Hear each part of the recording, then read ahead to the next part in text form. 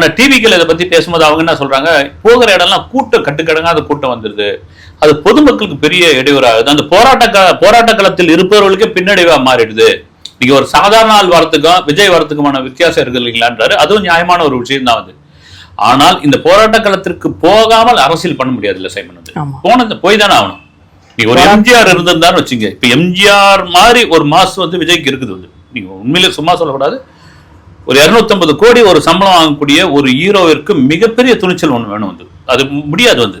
நான் திரும்ப சொல்றது, நம்ம ஒரு நிறுவனத்தில் வேலை பார்க்குறோம், நம்மளுக்கு வந்து 50,000 ரூபாய் சம்பளம் அப்படின்னா 1 லட்சம் ரூபாய் கொடுக்குறாங்கன்னா அந்த நிறுவனத்திலே பாய்தலாணி போட்டு படுத்துப்போம். எங்கன்னா தப்பி தவறு கூட நம்ம வீட்டுக்கு அமைச்சிட போறோம் அப்படின்னு. ஆனால் ஒரு 250 கோடி ஒரு சாதாரண சம்பளம் கிடையாது. அதை வந்து இது வேணாங்க, நான் அரசியலுக்குள்ள வரங்கன்னு சொல்றதுக்கு ஒரு தில்லி வேணும். அந்த மாஸ் இன்னும் இருக்குது, ஒரு ஓப்பனிங் இருக்குது.